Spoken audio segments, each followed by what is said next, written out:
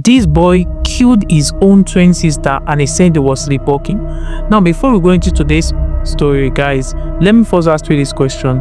What will you do if the person you are born to protect, the person you are born to love, the person you are born to care and cater for, turned into the very person that you fear the most? Now, on a fateful night in Texas, a boy walked into his twin sister's room, and what happened next was a tragedy that no one would ever believe. This is not just a story of murder, it's a story of sleep, a story of family, a story of memory, and a story of the thin line between innocence and horror.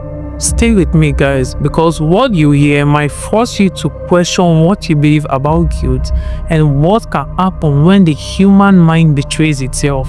This is a story about Benjamin and Megan Elliott. They were twins, 17 years old. They were close and always held by Skype.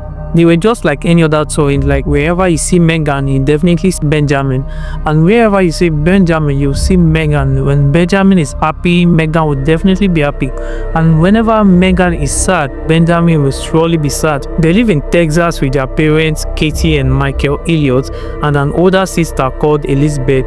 There's love in the family. Their family was happy, just like any typical nuclear family. Benjamin would walk into Megan's room, say goodnight, kisses, just what you would expect from a home filled with love. But on the 29th of September 2021, everything suddenly changed.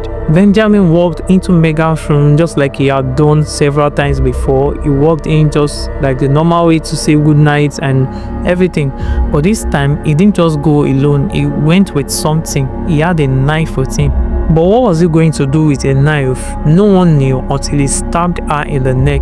And then he did something no one expected. He called 911 and said he had just killed his sister. He said he thought it was a dream. Harris County 911, what's the location of your emergency? I just killed my sister.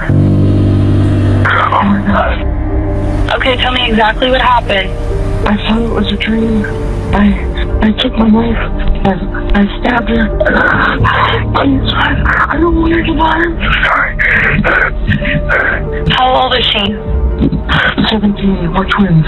We're gonna have to start CPR right now. Their parents rushed in. They found Megan lying dead on the floor. They found Benjamin in tears, like no one believed what was happening. Everyone thought it's just a nightmare. What happened, son? It's a dream. He said it was a dream, honey. What the f? But Benjamin kept insisting that he never meant to hurt her. He said she was his best and closest friend. He would never think of doing something like that to her. He said he loved her. But how could this happen? How could a boy who loved and cared and take care of his sister just suddenly kill her and said it was a dream? Investigators and prosecutors dug for a motive. They tried to see if there's any motive behind this.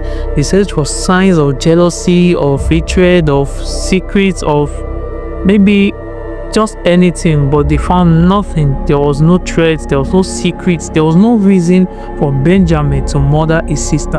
Even family and friends testified that the twins so much loved and cared for each other that they could never picture anything bad happening between them. And then a possibility suddenly came up, and this possibility bothered everyone: sleepwalking. It turned out that Benjamin and some people in his family line had a history of sleepwalking. Someone even testified that at a party years back, Benjamin was seen sitting on the couch eating donuts while he was still asleep. And then Benjamin's defense attorneys brought in a doctor called Gerald Simer. He's a neurologist and a sleep disorder expert, but at first he was skeptical, he was having his doubt.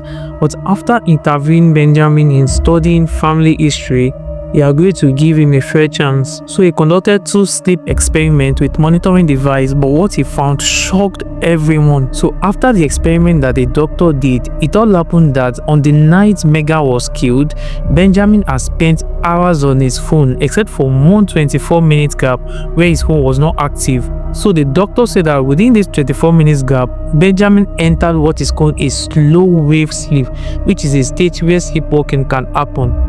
So the doctor concluded that yes, truly, Benjamin had the knife, he stabbed his sister, but he did not do it with awareness. Like there was no motive, there was no anger, there was no reason. It was involuntary. Now, for the Elliot family, this explanation was both a relief and also a fear because they don't know when something like this will happen again. But the prosecutors did not accept this sleep state homicide defense. They pressed hard, they looked for evidence, and the doctor found out something important.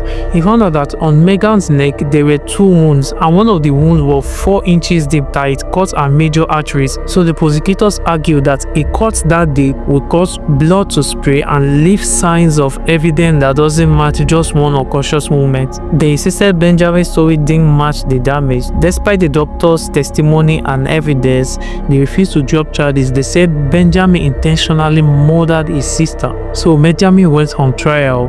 For the Elliot's family, there was nothing they could do but to wait. They had lost Megan, their daughter, and they risked losing Benjamin, their son. But wait, let's think about this. How do you judge someone who may not have been fully awake when they killed someone? Is it murder or is it tragedy?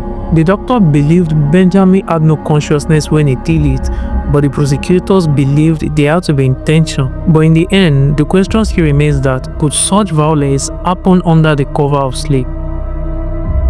If you enjoyed this story, please like, share this video and subscribe to my channel, because by doing so, you are actually helping this channel to grow. And make sure you take the notification bell so that when next I drop a video, you'll be the first person to get it.